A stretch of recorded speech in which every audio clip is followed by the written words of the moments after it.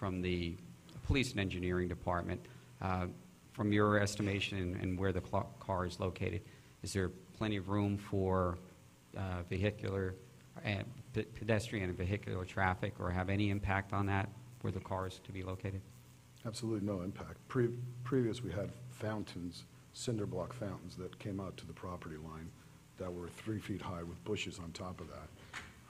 The car is a couple of feet within the property line and takes much less space than the planters were 30 feet long. I mean, so the car takes up a lot of space, and and it's a convertible. So I mean, the whole top of the car is gone too. So I mean, it doesn't block anything at all. Yeah. And this area for the parking and display, this is only going to be for this car. It's not going to be a parking spot that.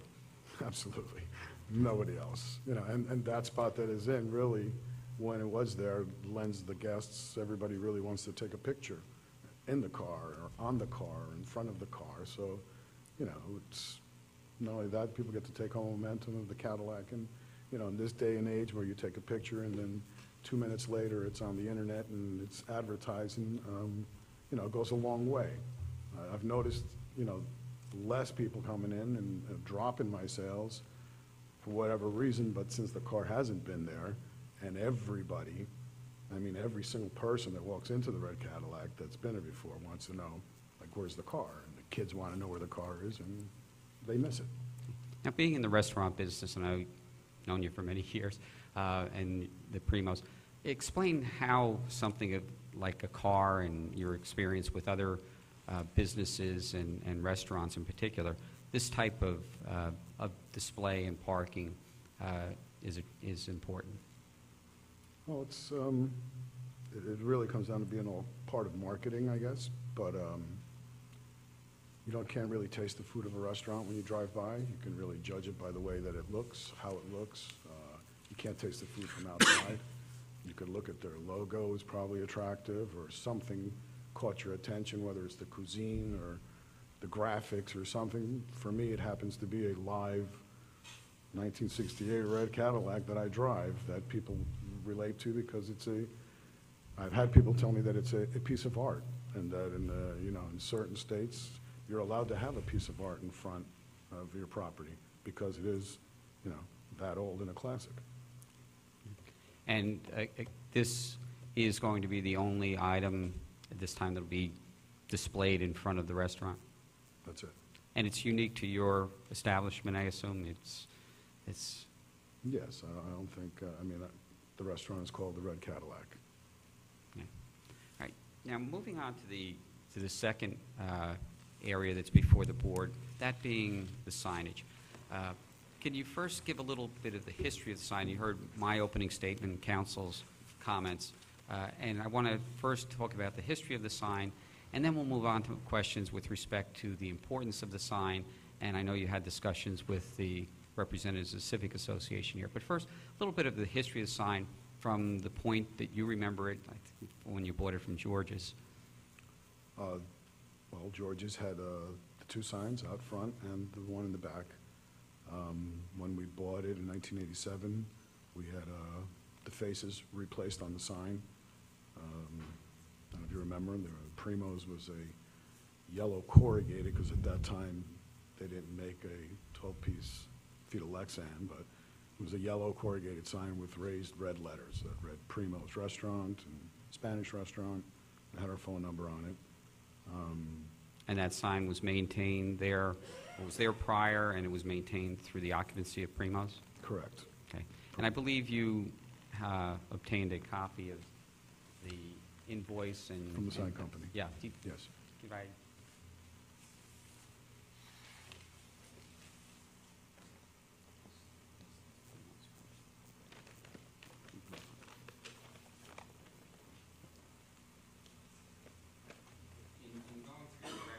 Montes, you were able to locate the original diagram for the sign and the invoice? Yes. Is that correct? Yes. Okay. And what is the date of that invoice? October 1987. Okay. And it has the sketch of the Primo sign? Yes. Okay. And is that the sign that was, the sign box that was reinstalled on the the There's pylons, the there's front and rear? face of the sign put on the light box. Put on the light box. It was, Okay.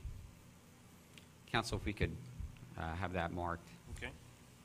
And Just have for you the marked? record, I previously marked, Mr. Hale, A1, your application as it was originally submitted on behalf of the applicant, and I marked A2, the one-page survey of Robert Coriel dated April 15th of 2011. So the invoice reference will be A3.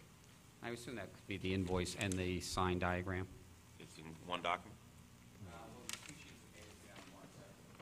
Okay, why don't we do A3 as the invoice and A4 as the diagram?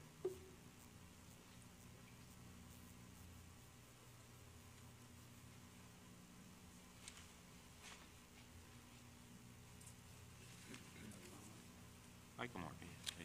You want me to mark the originals as the copies, or you realize it's gonna? Okay.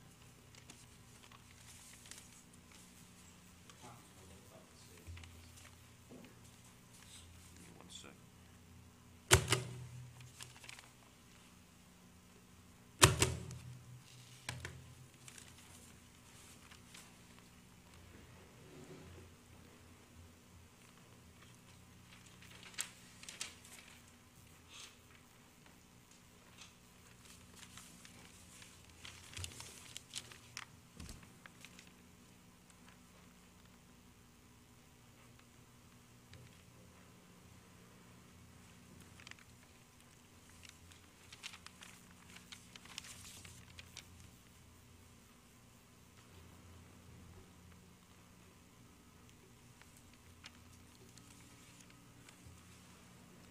Ready for us to proceed? Okay.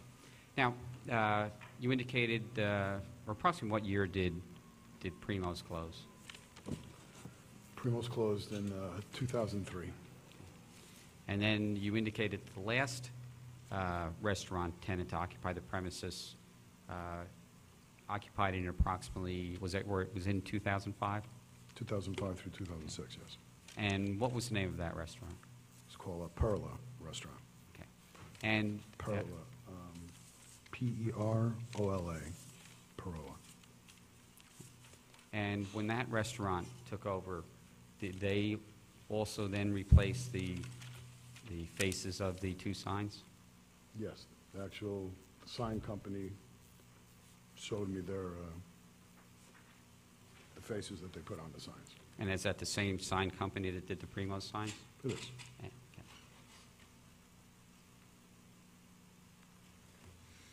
And do you know when that sign was replaced? In 2000, when they put it up or when they went down? When they put it up. In 2005, when they opened.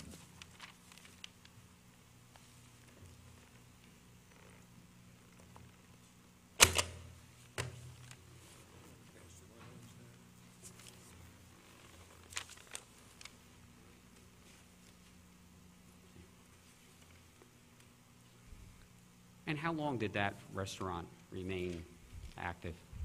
Less than a year. And at some point in time during that time period, I believe you indicated to me after they had closed that that sign, or around the time they were closing, that sign, the sign box on the rear sign was damaged in the storm? Yeah, actually, what I believe happened was that the sign face itself was cracked, was damaged. The restaurant closed, the sign came down, and the weather actually started, I think it was snowing inside the box, and the box itself, the light box, broke. Okay, and that collapsed, the light Correct, box? Correct. Okay. And so at the time that the light box collapsed and that portion of the light box came down, was there any tenant occupying the premises, or that tenant was vacating at that time? No, the property was empty at the time. Property was empty, okay. And since that time, until you reopened the restaurant, did the property remain vacant? Unfortunately, yes. Yeah. And as you previously indicated, I want to confirm that you attempted to lease it or market it to another restaurant? Many times. Okay.